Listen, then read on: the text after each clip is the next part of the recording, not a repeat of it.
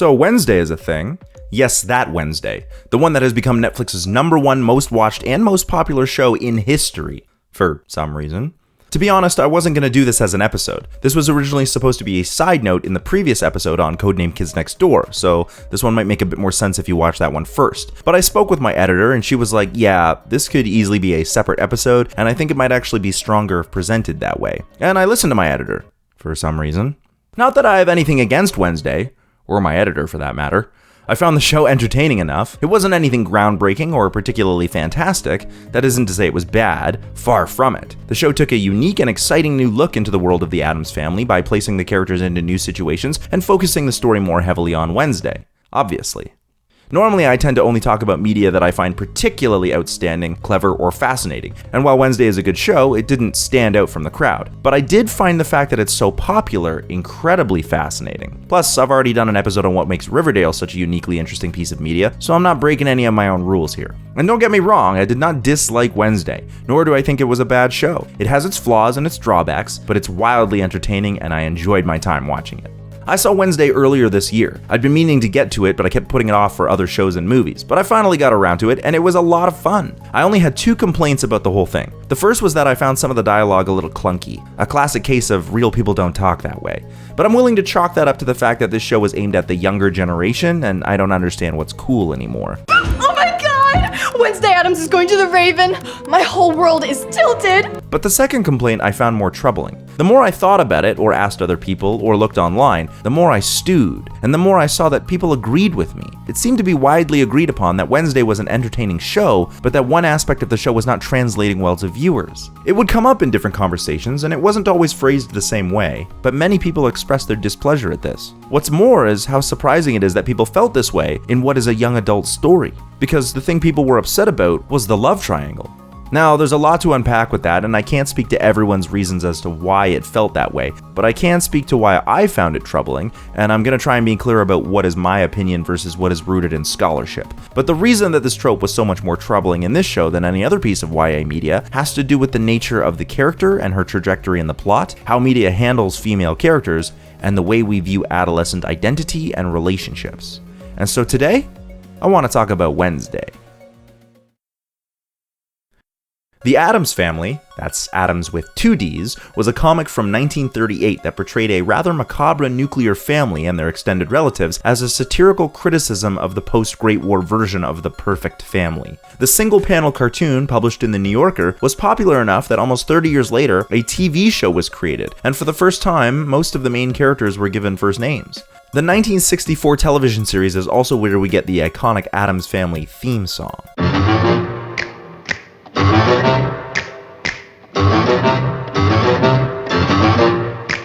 In the 60 years since their television debut, the Addamses have been portrayed on film several times, most notably in 1991 with The Addams Family and its 1993 sequel, The Addams Family Values, which are enduring staples of pop culture and most people's preferred depiction. This was followed by a live-action direct-to-home video movie and a sitcom in the late 90s. I vaguely remember this. I think it was filmed in Canada because they used to play it on Canadian television a lot.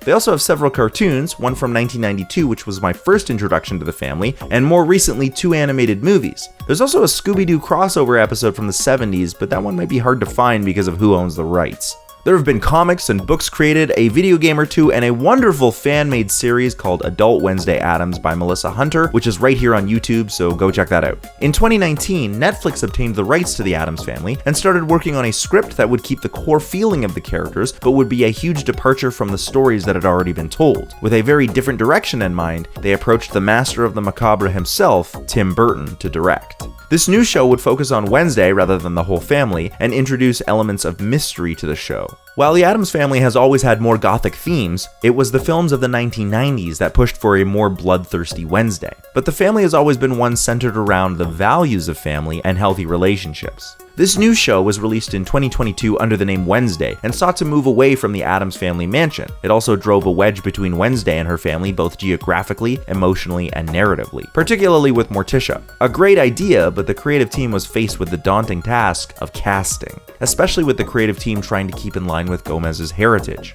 I would say I'm pretty split on the casting. Jenna Ortega is absolutely fucking brilliant as Wednesday and brings her character to life in a way that is all at once unique and recognizable, and she portrays Wednesday's personal growth extremely well. Let's be honest, she basically carries the show. Luis Guzman was a great pick for Gomez, probably my favorite version. Catherine Zeta-Jones as Morticia is okay, she definitely looks the part, but Fred Armisen as Uncle Fester? I'll just leave it as I was not a fan. Either way, the all-star cast of famous stars and talented newcomers filled out Wednesday's peers and relatives, and there was a nice nod to Christina Ricci too. Or maybe not so nice. The show was released in late 2022, just in time for Halloween, and has since become Netflix's most successful show. At least they reported it that way, since they're notoriously stingy about sharing their analytics. It beat out Bridgerton, Cobra Kai, and most astoundingly, Stranger Things. The buzz online around the show was ridiculous, particularly on TikTok because of the dance routine, which I guess I'm just not of that generation because I do not understand. But with all the hype, it was only a matter of time before Netflix announced a second season was in production. If you haven't seen the show, I guess that's an accomplishment in itself, so good for you, you hipster. Anyway, this is your spoiler warning in case you eventually do want to go and watch it. Wednesday Addams is expelled from her regular public school for taking a prank too far, something involving piranhas and a swim team. In response, her parents decide that the best place for Wednesday is the private academy known as Nevermore, one of many references to the world's first edgelord, Edgar Allan Poe. Wednesday then meets her roommate Enid, who is a pastel-colored, cringe-inducing werewolf, the mysterious artsy Xavier with the power to make drawings real, her hall advisor, Miss Thornhill, her watchful principal, Mrs. Weems, and the resident mean girl, Bianca. Wednesday is also forced into going to therapy, much to her chagrin. Uninterested in trying to follow in her mother's footsteps, Wednesday deems everything about her new situation untenable and plans to escape. In the process of doing so, Wednesday crosses paths with the normie Tyler, who tries to endear himself to her by agreeing to help her flee. At the agreed upon time, Wednesday attempts to leave, but is stopped by another kid with psychic powers because he believes she will burn the academy to the ground in a terrible battle. Before Wednesday can get any more information, this boy is attacked by a monster that has been stalking the woods around the town of Jericho for some time now. With not one but two murders in the town and the fact that she's starting to see visions, Wednesday decides that solving a murder and discovering what part she plays in the future is far more interesting than escaping. Working with Enid, Thing, and occasionally Tyler and Xavier to figure out who or what is behind the murders, Wednesday uncovers the truth about her connection to the school, both in the past, present, and future. It turns out that the Addams family history goes back to the founding of Jericho, with the Goody Addams, who among others was burned alive because of the prejudices of a man named Joseph Crackstone. This man would go on to found the town of Jericho and would propagate the long-standing conflict between Nevermore and the townsfolk. However, discovering this information comes at a cost to Wednesday, because she cannot seem to understand the difference between asking people for help and using them to get what she wants. She winds up hurting Enid emotionally, playing both Xavier and Tyler because of their feelings for her, and almost getting Thing killed. Faced with the reality that she is alone and has almost lost her two best friends, Wednesday makes amends and closes in on Xavier as the culprit of the murders, thinking he was transforming into the monster called a Hyde. Named after the curious case of Dr. Jekyll and Mr. Hyde. Except it isn't Xavier at all, it was Tyler. But it gets crazier because a Hyde needs some kind of master, which sounds more like Igor to me, but what do I know? And Tyler's master happens to be Miss Thornhill, who was only using him to get revenge on Nevermore and Gomez and Morticia for killing her brother after he tried to poison a bunch of Nevermore students. Her plan involves using Wednesday to awaken her ancestor Joseph Crackstone, which she does, and he sets the whole place on fire. Now understanding how friendship works, Wednesday defeats Crackstone and agrees to stay at Nevermore.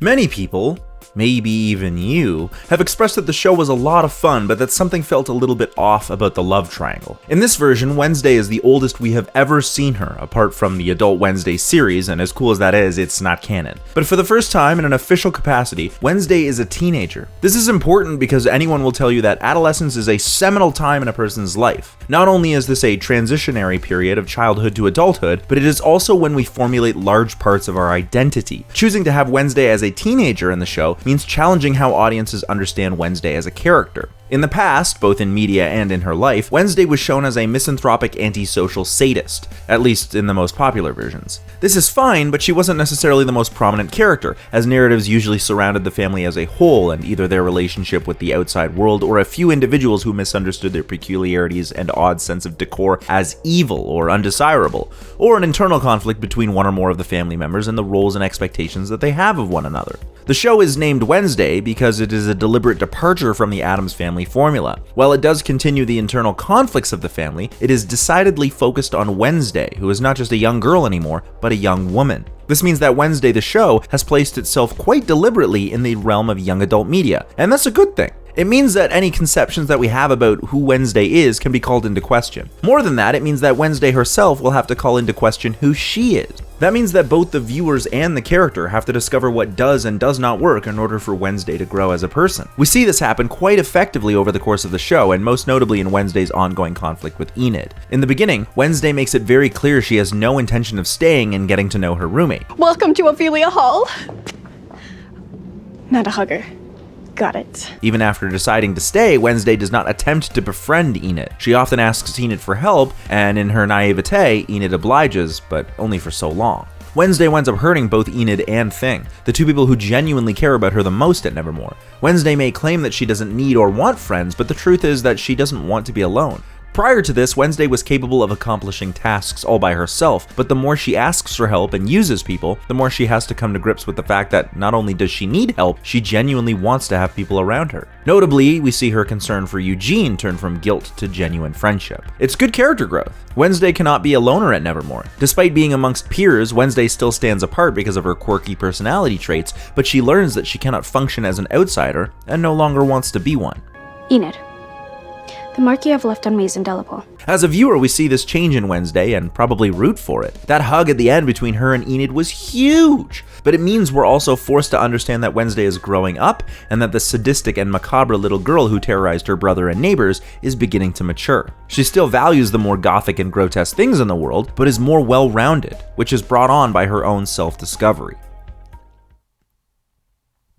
A classic part of finding one's identity is also rebelling against the confines of your childhood. In the episode on Codename Kids Next Door, I spoke about how children fight against adulthood, and part of that is because of the way children want to be seen as individuals. This only becomes more prominent as children move into adulthood. Teens push boundaries in order to discover who they are and what they're truly capable of. In this case, we see that Morticia wants what she thinks is best for Wednesday and pushes her daughter towards the things that she found meaningful and fulfilling when she was at Nevermore. However, it is very apparent that Wednesday is not interested in doing much of anything that her mother found engaging. Most of what Wednesday is struggling against in the show seems to be trying to get out from underneath her overbearing mother and carve her own legacy and exercise her own agency. What I like about this conflict is that Morticia is still depicted as a devoted mother. There's no question about that. But as Wednesday grows up, she wants to be seen as her own person and not simply do the same things her mother did. An excellent reason to rebel and to claim the independence and autonomy that she feels is being withheld from her, despite the fact that attempted murder was involved. I'm still not clear on where the Addams family sits when it comes to ethics. It's a confusing topic. Either way, Wednesday wants to be seen as an adult, and is both confronted with the limitations of the adults around her, thinking they know what is best for her, for better or for worse, and the limitations of her own character flaws. Top-notch writing. And one of the things that the show does best is really humanize Wednesday by giving her a character arc about personal growth without having to give up what makes the character unique. And everything about this was awesome, except for one part, which is thrown into stark contrast, and that's the love triangle. There isn't anything inherently wrong with a love triangle. Goodness knows the YA industry has been milking that cash cow for years. Generations even. The problem comes from the way that female-focused narratives and media are presented. I've talked about this before in a few episodes, but it's problematic and worth noting again, and YA is particularly bad for this. YA is overwhelmingly directed at female readers, and when a female protagonist is present, which is usually the case because female readers are more likely to connect with a female character, they're more often than not presented with a love triangle. And I don't blame them. It's a form of conflict that works, and a romantic subplot or side plot can bring personal stakes to a story. As a form of conflict, a love triangle is often played out internally, and that can offer some great insight and character growth into the main character's thoughts or motivations. An internal conflict is often far more interesting than an external conflict because it's a far more personal battle, meaning more personal stakes. The problem is the fact that it is often not very well utilized and almost always present in female-centric media. It has become so much of a trope that any YA novel you pick up with a female main character will probably have a love triangle in it, and one of the two dudes will have some variation on the name Sky. On occasion, I've come across a love triangle where one or more of the love interests is also female or non-binary or gender fluid, but those have been few and far between. And while they do add some interesting dimension to the love triangle, like a love pyramid, they're still missing the point. The presence of a love triangle is still overwhelmingly directed towards hetero female protagonists, which are in turn aimed at a female readership. And I'm not going to say that all YA directed at females is promoting the idea of them being in relationships, but I'm also not saying that. Look, the way we portray young adult females in Western media is better than it has been in the past, but it's still a long way from being anything close to amazing. The media that is created for young adult females as a demographic is still largely based around the conflict of relationships. I'm gonna pick on the CW for a second, but notice the shows that they have that are aimed at females are usually framed as relationship first and then fantastical conflict second, whereas in their less female-centric shows, the conflicts are usually fantastical first and then romantic secondarily. This is because we continually feed young women the idea that relationships define them. We like to think that we're beyond that, and there's a lot of pushback against it, but a large majority of female-centric media tells young women that their happiness and their identity is bound to their relationship status. Hey, Alyssa here, the aforementioned editor.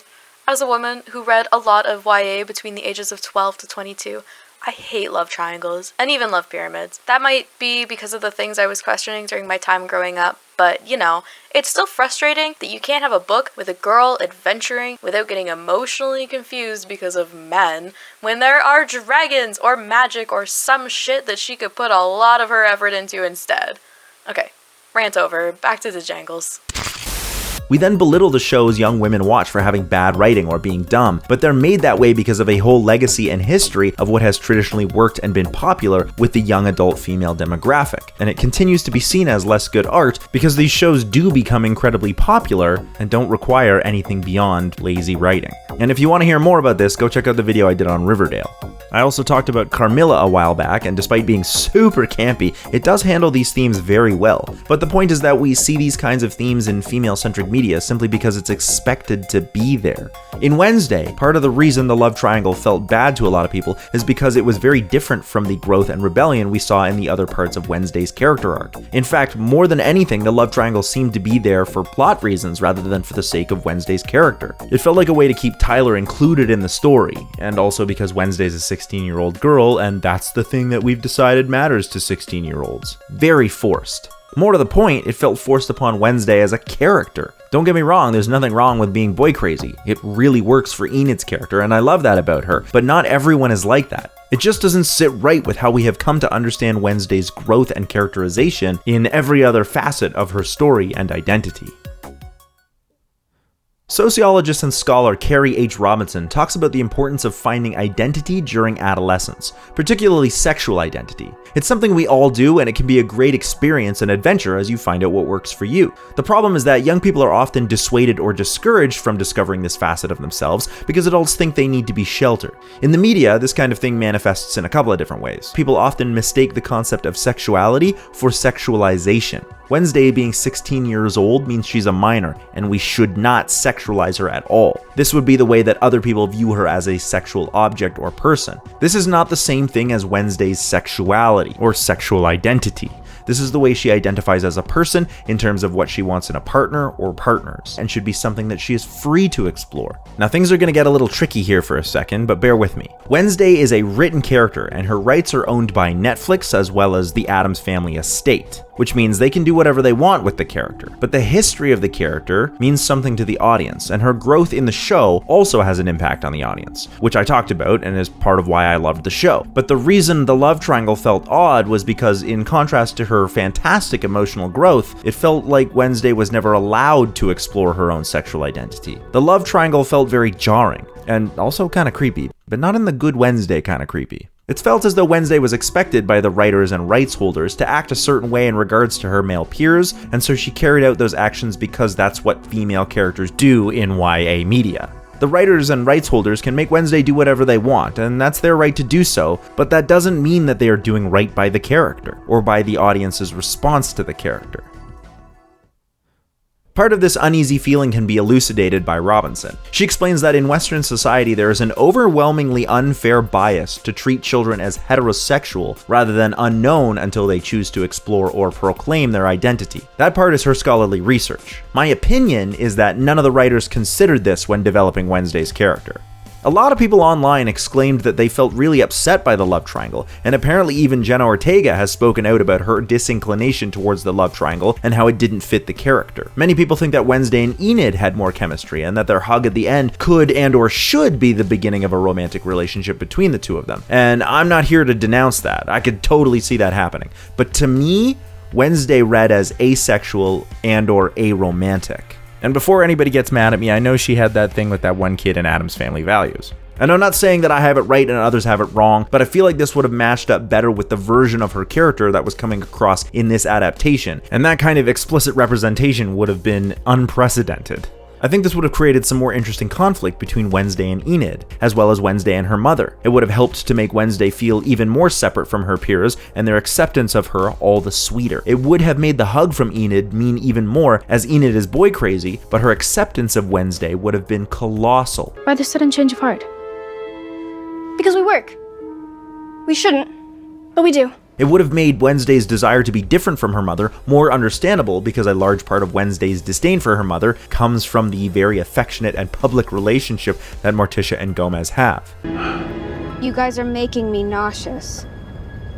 Not in a good way. Now, if Wednesday turned out to be bisexual or homosexual, that would have been just as interesting. This was just my interpretation of the character. But the real point I want to make here is that the love triangle seems to be the go-to way to create conflict for a female character, and so it was inserted into the plot of the show without really asking the question of what the character's sexuality might be. While her personality was developing and her character growth was fleshed out amazingly, her sexuality was assumed to be straight. And maybe she is straight, I don't know. But it feels like she wasn't given the opportunity to explore that, and nor did the writers even ask that question. And perhaps the reason is they didn't want to make people who are not straight seem like they had anything wrong with them by making them seem like outsiders. But the truth is they're often seen as outsiders anyway. And this show has shown that it is incredibly adept at humanizing Wednesday, despite her differences, and often because of them. In the end, Wednesday is a more realized character than she has ever been. It is gratifying to see her accepted, and it's a powerful story about a well-rounded character that isn't defined by any particular quality, but all of them put together. Wednesday is a good show by all metrics, and I'm excited to watch more of her in future seasons, but that doesn't mean the show is free from criticism. While the character is well written and we watch her come a long way, the inclusion of a love triangle left more than a few fans reeling. It felt bizarre to watch an otherwise very realized character fall into a very cliche writing trope, simply because it was expected for a young adult female-centric show to do that for the sake of conflict. But once there, what does that do for the character's growth? Why should we assume the character is straight? Why was she never even given the chance to explore alternatives? I'm not saying Wednesday needed to not be straight, I'm simply trying to point out that there was an inherent bias that I felt like brought down some excellent writing to a place of mediocrity, simply because nobody decided to ask a very simple question about the character's identity. This show still could have been a cultural juggernaut and a phenomenal piece of media, but with a lot more representation. And that is why I think Wednesday is a great case for making sure that adolescent characters and young adults in the real world are treated without bias and given autonomy when it comes to discovering their own identity. Here are my stray thoughts. I want to reiterate that me seeing Wednesday as asexual or aromantic is just my reading of the character, and if you disagree, that's totally cool. It was just my opinion and an interesting way to frame an episode on how we view adolescent identity. Despite starting out as very cringe-inducing, Enid is my favorite character and deserved way more screen time, and I hope she gets a more serious arc in season 2. The whole cult thing with Bianca's parents has me very intrigued. I liked the inclusion of Christina Ricci both as a nod and an important part of the plot. I did find the mystery a bit convoluted, but it was still entertaining, and I think it would have been more interesting if Thing was using American Sign Language instead of just like gesturing. Hey! Thanks so much for watching that episode. One of the things that I noticed the most while I was editing this video was how many quick cuts Tim Burton likes to use. Also, how much time he likes to spend just looking at Jenny Ortega's face. The only other show that I've seen do this was Luke Cage, where they just spend a lot of time looking at the face of the character. These are the things that I noticed after editing. Don't forget to hit that like button and subscribe if you enjoyed what you watched, and stick around because there's lots more cool stuff right here on Cinemasters Ultimate Timeline.